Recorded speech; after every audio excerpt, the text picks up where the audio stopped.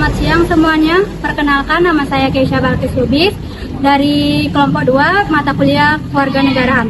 Hari ini saya berada di Sekolah Prayatna Medan dan tepatnya kami melakukan mini riset untuk mewawancarai guru bahasa Indonesia yaitu Ibu Asmita.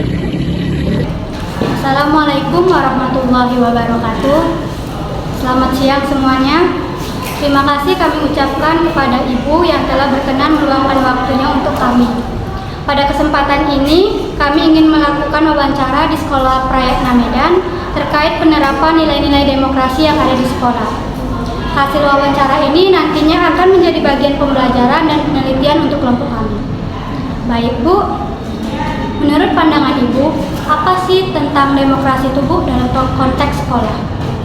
Demokrasi itu musyawarah ya? Demokrasi itu ya? Contohnya saya kurang tahu apa loh, kaget juga loh. Demokrasi itu biasanya ketika pemilihan ketua kelas, ya kan? Ketika membuat suatu acara, kita perlu demokrasi, kegiatan apa yang mau dibuat dimusyawarahkan, ya kan?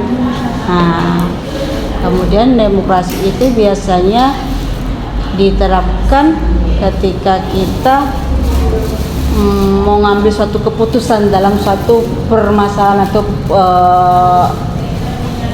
perdebatan. Nah, itu aja lah. Nah, menurut pandangan Ibu, mengapa demokrasi ini penting dilakukan oleh siswa-siswi yang ada di sekolah ini?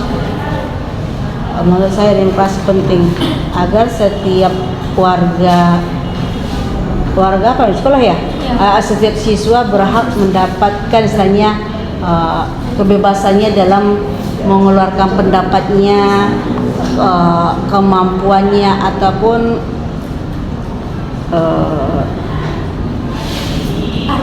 argumennya ya, pendapatnya.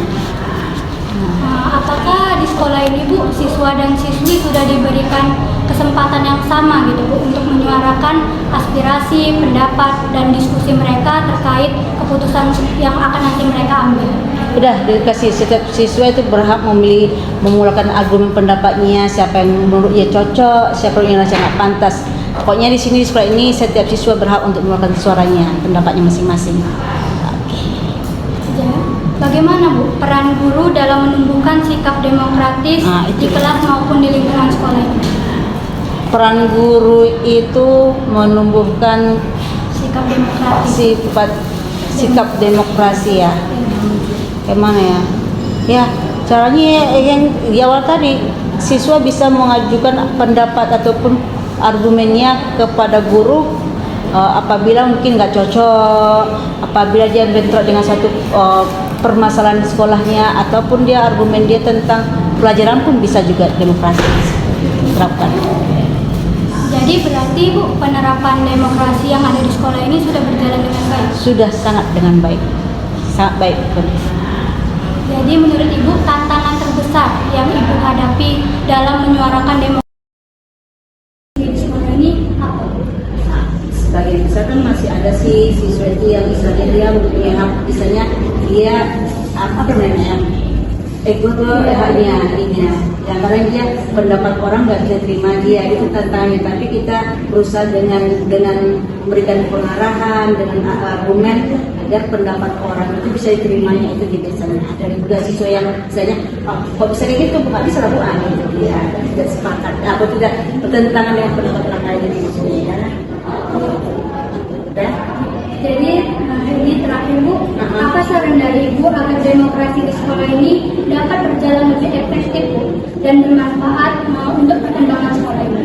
Saran saya ialah agar demokrasi berjalan lancar di sekolah ini, ya menerima setiap argumen setiap siswa yang ada di sekolah ini, terutama siswa kita terima, kita tampung dan kita buat mereka memahami pendapat mereka, istilahnya solusinya itulah membuat menerima pendapat mereka ini.